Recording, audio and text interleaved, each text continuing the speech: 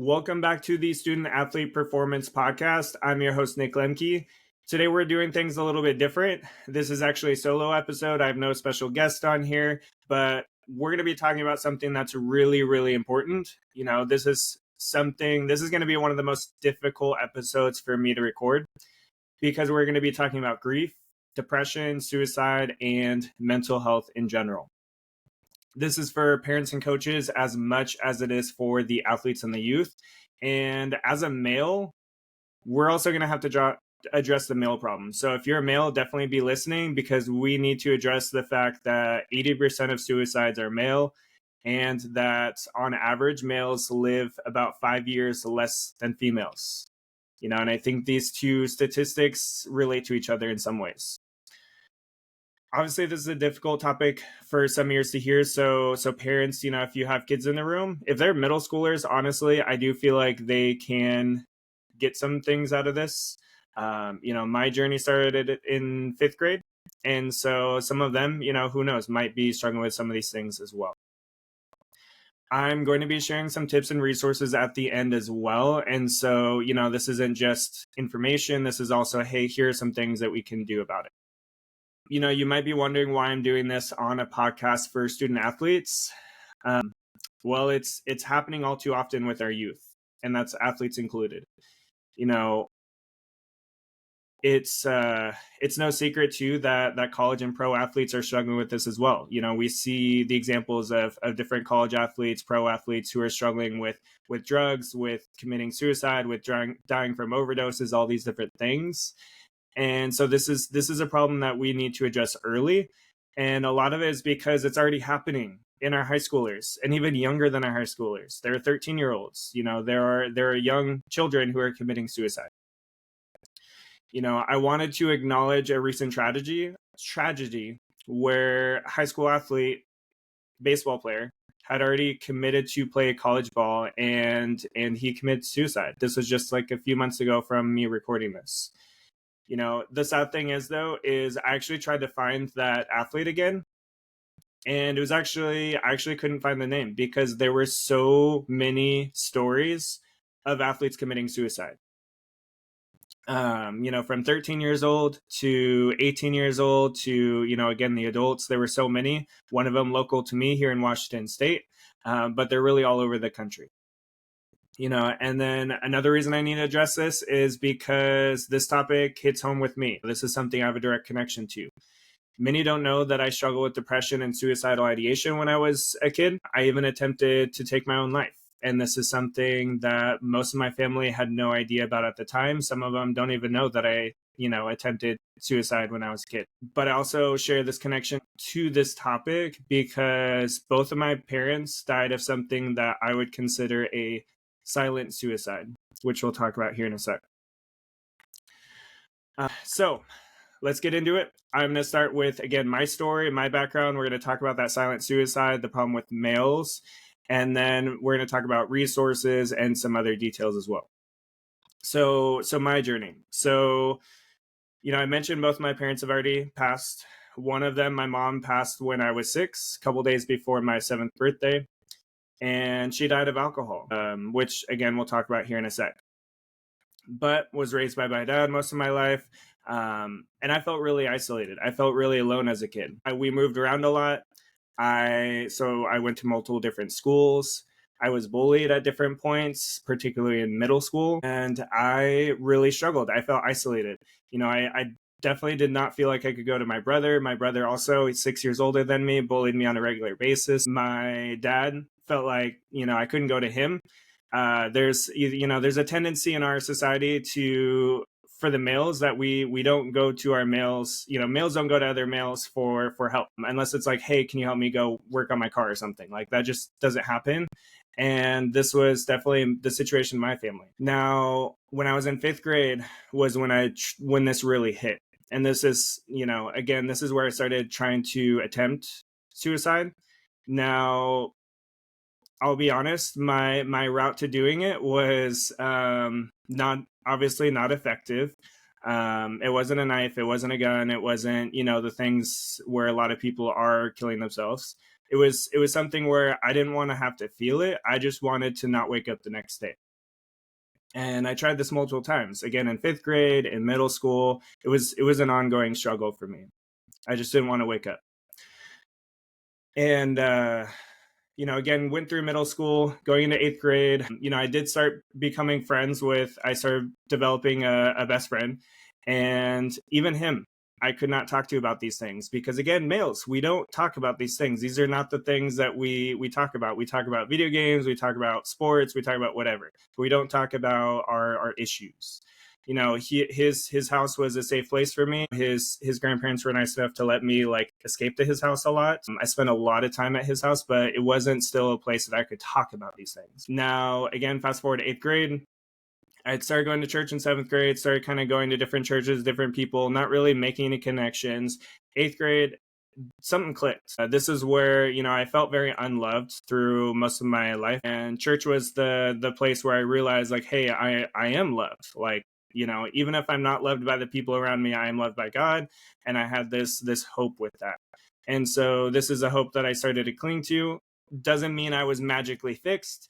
Doesn't mean I wasn't having clinical depression probably in 9th grade.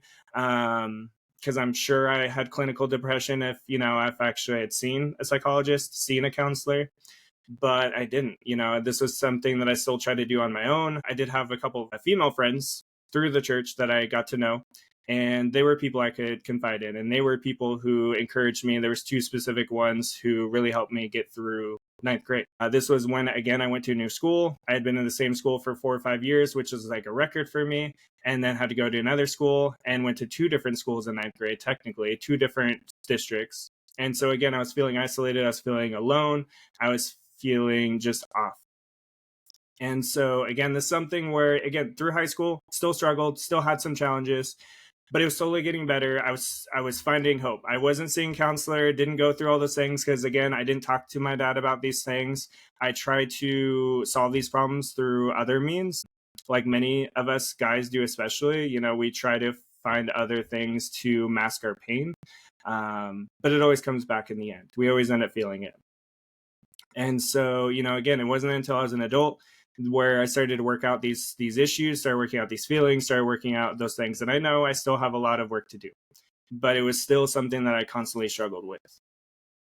Now, going from that, and again, getting opportunities to get out, opportunities to build community, and this is something where, again, as an adult, I didn't have those males that I could go to, and now I finally do. This past year, have a men's group that I meet with, and this is where, again, we need these types of things as males. We lack these things, and this is something where, finally, again, in the past year that I've been able to develop those types of friendships. And again, I wish I would have had these a lot sooner. Everyone in our group, aged like early 20s to late 30s, we're all kind of in the same situation and have dealt with a lot of the same struggles. Now let's talk about this whole silent suicide piece too, because this is something where a lot of us probably struggled with this as well. Or parents, coaches, you've probably struggled with this. Athletes, youth, you may currently be having these issues, or you may be at risk for some of these things. And so when we talk about silent suicide, this is when we are so depressed, so lonely, so stressed, so down for whatever reason. Again, it could be from grief. It could be from losing family members. It could be from bullying. It could be from whatever it might be in life, financial constraints, like, being poor, whatever. Like, it could be multiple things. But what we do to deal with that is we turn to drugs, we turn to alcohol, porn, and other poor lifestyle choices that ultimately slowly kill us from the inside and out. So with my parents, for example, my mom, I mentioned she died of alcohol. She died of cirrhosis. She died of alcohol, basically overdosing on alcohol over a long period of time. Like, she just drank and drank and drank and drank. She had the opportunity to quit when my dad quit. She chose not to. She continued to do this. And this was especially hard, looking back. As a kid, I didn't process it. I didn't realize it. As an adult, having to process this, it's a whole different thing. So again, kids out there, if you guys have dealt with, grief in some way, with losing a parent, losing a loved one because of lifestyle choices, whether it be alcohol, drugs, whatever, like, it's hard, especially when you look back and you're like, hey, like, they were hurting so bad that they just had to keep doing this alcohol thing to mask their hurt. And so I don't know where my mom was at mentally. I don't know what was causing her pain. I don't know what got her, into all of that, but clearly she was in pain.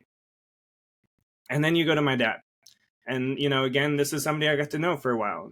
This is something, he passed in 2018. I was 22. I was in college. And this one was hit a little bit differently. Because in his situation, he was an alcoholic, chose to become sober when I was younger, was sober for 15 plus years ish. We don't know exactly when he started going back, but he did go back ultimately. And he had a lot of health issues, from the previous alcohol use, from smoking, from eating like crap, because our whole family ate like crap. That's just how we were raised. Lots of beef, lots of processed foods, lots of frozen foods, lots of pizzas, all the different things. So there's multiple things. And so when I was in high school, again, add to fuel to the fire in my situation was, he went through cancer, colon cancer, 3 different times, twice in high school. And he went through all these other health issues. So he was battling, but one of the things I look up to with my dad is that he fought. It was just me and him in high school. My siblings were already old enough; they were on their own, but I was still living with him, and he was fighting to be around, to stick around until like I was able to graduate and move on.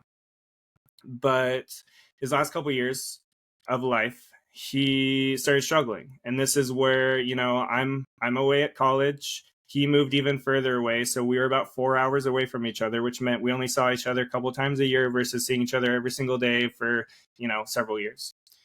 And then my brother had a decent relationship with him, probably knew things about him more than I did, but still there I feel like a gap there. And then you had my sister, who they had a very, very strained relationship, and basically they were not close. They had not spoken for a long period of time, and I had nephews, and my dad didn't get to see them for good reason.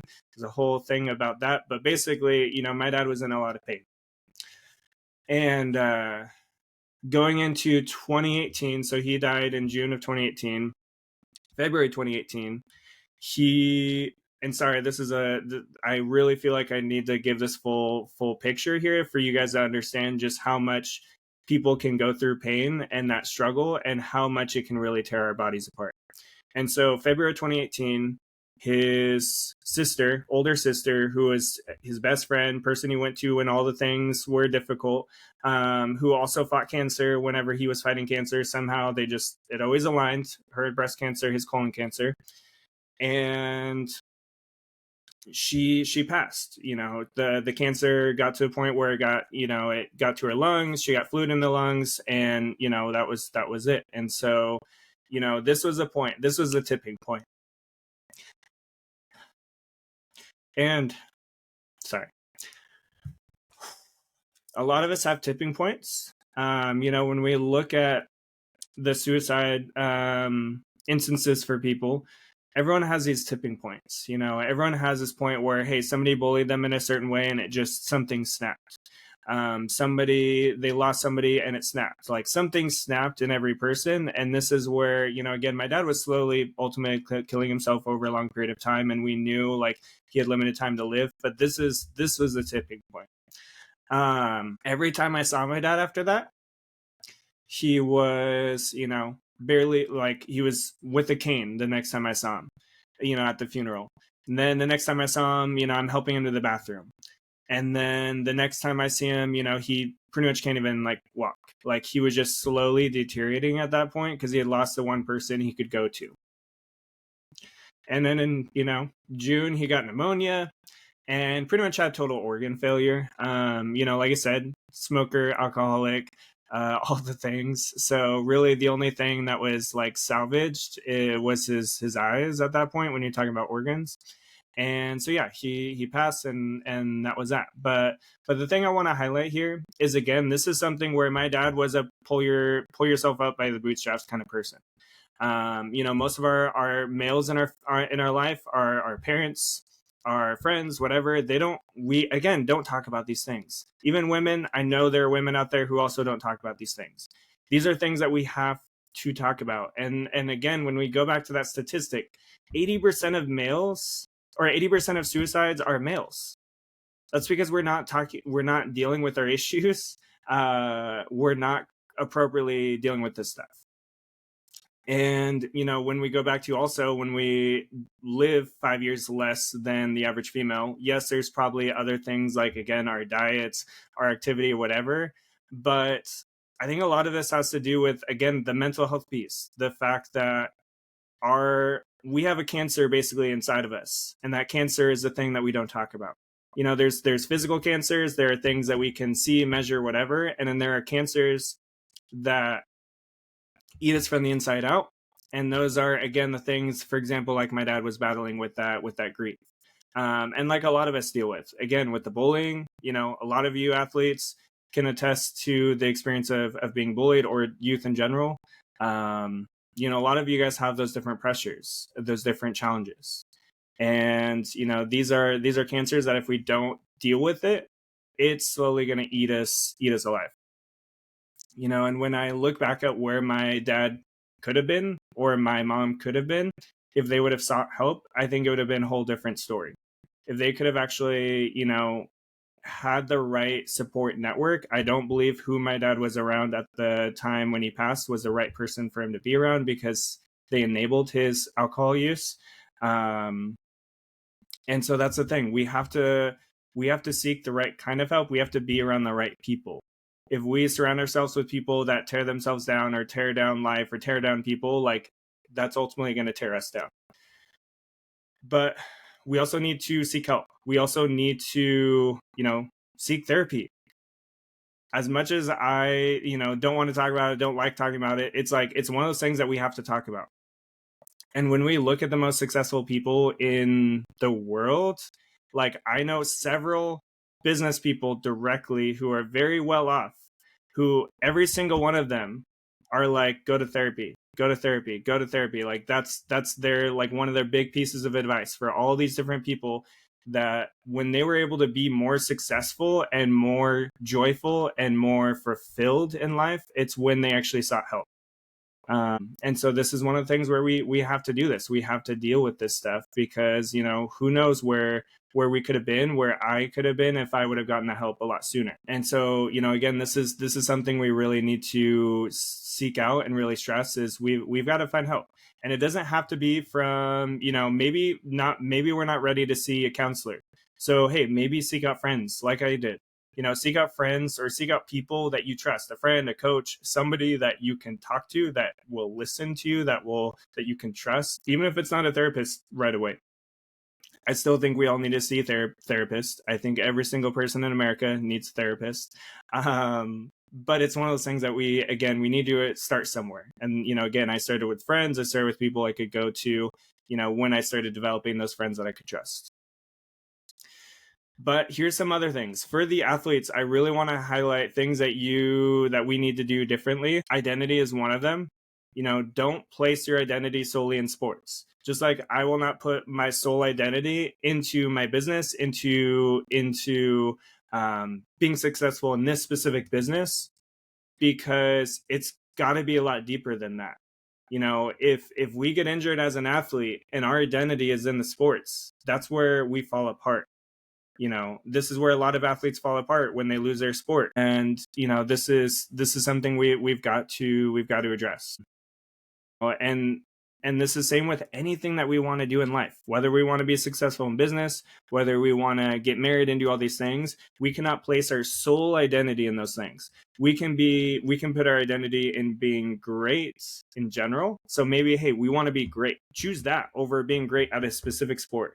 Because if you put all that into one sport, and you can be like, all right, I'm going to commit to baseball and I want to be the best I can be. But the identity is not in being the best baseball player ever. Because if you get injured, then you can go and be like, hey, let me go be the best at this next thing. Let me go be a great salesman. Let me go be a great whatever you choose to do. But don't put it solely in that one thing. You can, again, do all the things to make sure you're successful. in that one thing, the baseball, whatever. But then when that sport is done, be prepared. Like, be prepared for that curveball when, hey, maybe that's cut short a lot sooner than you thought. Because we look at a lot of athletes, whether their athletic career ends in high school, whether it's college, whether it's the pros. A lot of athletes struggle post, and they go to these things, the drugs, the alcohol, the porn and the sex, and the other poor lifestyle choices. They go to these things to try to fulfill that hole, to try to fill that void. And that's because, again, we place our identity in the wrong things. And so we've got to address that.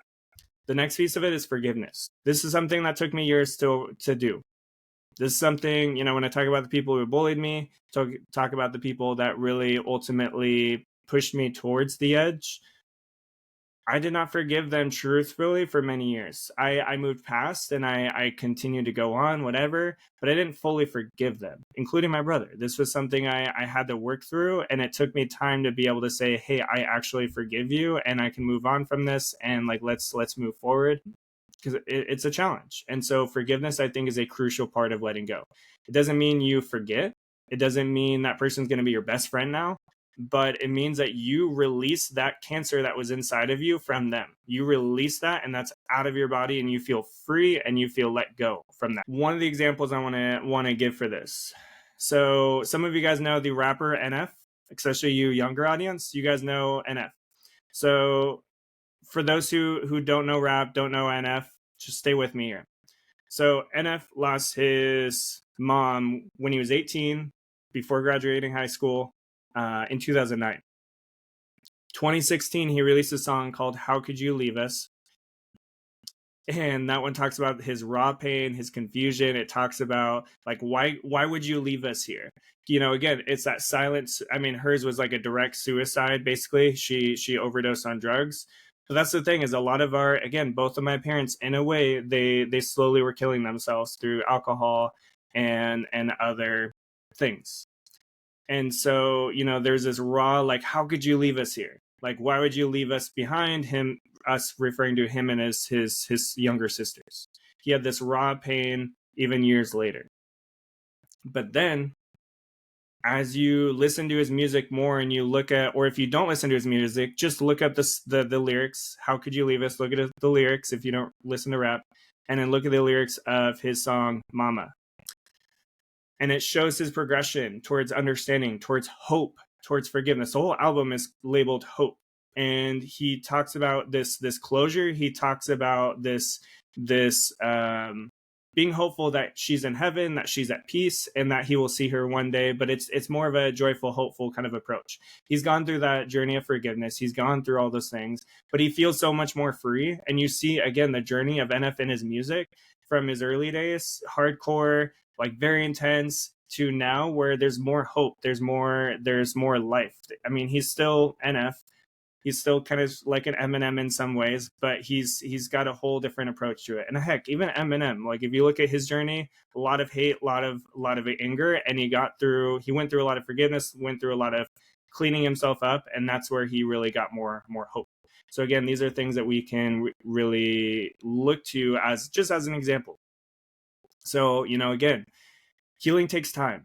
So again, athletes listening, whether that is healing through bullying, healing through, hey, you lost a parent, heck, you lost a friend or a sibling, because I know I live in Seattle. Like, it's more than just suicide when we talk about Seattle. It's the shootings. I know multiple people who I'm, friends with, close to, who have lost somebody from gunshots, from shooting. And, and these are things that, again, some of that forgiveness, some of those things that we have to process. We have to, it does take time. My journey through my parents, even my mom, it's been 2003, it's been 21 years. And it's still a journey. It's still a thing I think about, because, when you lose your mom, like, you see everybody else with their mom, and you're like, man, like, I want something like that. But it's a journey. It's a process. And it's something that we cannot ignore. We cannot ignore that cancer inside of us. We have to work it through. We have to get it out. It's like if you have like a knot in your back and you have a massage therapist who works that knot out, like those are these things that we have to work through, and it takes time. It's not like a one time fix it type of deal. And sometimes you do need to listen to that dark music. So those two songs are very dark music, and it's very difficult for me to listen to the songs without crying. Like, just being honest, because it's a hard topic for somebody who's gone through that stuff. And when you think about those things, again, when I put myself in those shoes for my mom, my dad, in those songs, like, man, it hits. But that's not all I listen to. That's actually something I very, very infrequently listen to. It's something that I appreciate, and we sometimes we do need some of that dark stuff, but that's a very small percentage of what I listen to. I only listen to that stuff maybe once every several months, sometimes, even years. Because going back to the hope piece, we've got to focus on the positive, in a sense. Focus on the hope, focus on, what could be. So even when in high school, when I was still feeling depressed, still feeling lonely, I knew there was something more. I knew there's something more to life, even if I couldn't feel it right then and there. So it kept me going, even when I was unhappy. Even when we were going from house to house, from my dad's one girlfriend to another girlfriend of my dad's, like all these different things, like it just kept me going. And so a lot of that, though, has to come down to not constantly listening to the negative, not constantly being surrounded by the negative, be around more of the positive. I mean, that's one thing that church and God and the Bible and all the things give is that hope and that possibility and that future that, even though things suck now, like in the future they won't, and in the future the things will ultimately get better. And so that's what I tend to cling to now. And so most of what I listen to now is more positive, more motivational, more inspirational, more things that will build me up versus bring me down. Yes, I gotta have those days. Yes, when June 22nd comes around, every year, I've got to listen to some of that music. Heck, September 15th, that was my dad's birthday, somehow hit me, was not expecting it, and it hit me. And I had to, process that. And sometimes processing it means listening to the dark music for a time. But we can't stay in that darkness. We have to find a way out. If we stay in that darkness, that's where, again, that cancer builds. Where, we look at a tumor and that's where it starts to grow inside of us, more of that negative, more of that challenge. So, again, just some key takeaways as I wrap up here. Acknowledge the pain, acknowledge the pain that you're going through. If it's abuse, if it's loss, if it's trauma, it's important for us to face it. Again, don't bury it, because you're not really burying it. Like it's like burying something in a very shallow hole. Like we can see it. It's there. We just put some dirt over it, like that. It's still there. It's not truly gone away. Hey, maybe our family can't see it. Maybe our friends can't see it, but ultimately it's still there, and it's still affecting us. Again, it's like a knot in our back. Like, it's still going to hit us just in the right spot. You have a knot like right around your shoulder blade, and you turn a certain way and you're like that's this cancer of our pain. So we got to acknowledge it. Number 2, again, silent struggles are real. Like suicide, yes, we have to acknowledge the blatant suicide of, something involving a knife, a rope, a gun, etc. But there's also the silent forms. There's the drug abuse, the alcohol abuse, where we're crying out for help, but not directly, indirectly. But there's also things that slowly eat us alive as well. Things like the porn, like, again, the sex addictions, more of those things that maybe don't kill us physically right away, like, alcohol, drugs do more quicker, but they're kind of eating us alive inside. And so there are many forms of it. And that's where, again, we have to recognize those, and, we have to seek help for those as well. And again, seek help in general. Tell your family, tell your friends that you trust, tell a coach, whoever that you can talk to that person.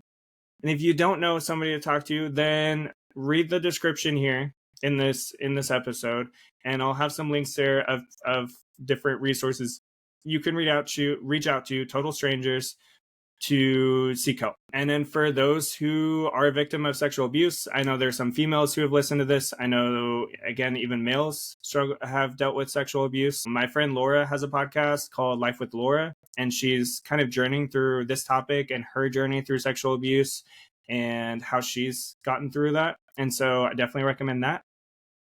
And again, there are several other resources out there that can help you get through these things. Again, whether it be trauma, death, whatever.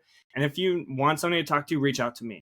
Shoot me a message. Y'all got me on socials. My socials are in the caption. If you guys just found my podcast on the, on the internet, you can go shoot me a message as well if these are things that you struggle with. But again, it's a journey. Healing is not like a snap your fingers. It wasn't like, oh, hey, I found God and I was immediately better. Like, no, I still struggled with suicidal ideation and depression. It didn't just go away just because I found a hope. Like it takes time to develop these things for our brains to be rewired, especially as a kid. As a high schooler, our brains are still developing. As an early 20-somethings, our brain is still developing. Even as we get older, I feel like our brain is still developing, even though they say 26, I still feel like our brains are still developing in ways. And so these are things where it takes time as much as it sucks. It's one of those things that we do have to, sometimes it's not black and white, and sometimes it's up, sometimes it's down, and that's where, again, if we have those resources, those people we can go to, it'll be a lot better. And if we seek help, that journey is going to be a lot more effective than if we just go at it alone. Like, again, my dad did, like many people do that we know. So, again, there are dark things in our world. Our world is freaking broken. Our country is freaking broken. Our communities in many ways are really broken, but there's also a lot of hope. There are people that are out there to help in all these different issues, whether it be an addiction, whether it be a trauma, whether it be an abuse. There are so many different resources out there nowadays that we can seek out. And, things can get better. My life is nothing like it was in high school. My mental psyche is nothing like it was in high school.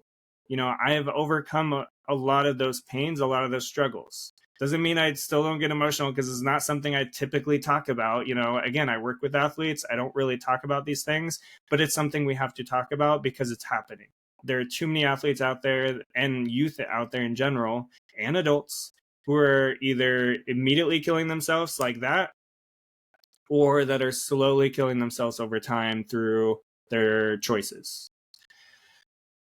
Now, another piece I want to encourage you guys on is I am going to release another solo episode on brain health and mood nutrition. So when we talk about our depression, our challenges, our mental health, our mindset, all those things, nutrition has a lot to do with that as well. What we put in will definitely impact how our brain is wired and how our brain functions. And so I'm going to do a whole episode on the nutrition piece of this, because, again, I'm the dietitian. This is more my specialty. And so we'll talk about that too. But lastly, though, guys, ladies, everybody listening, in your mental health, as much as your physical health, keep striving for greatness.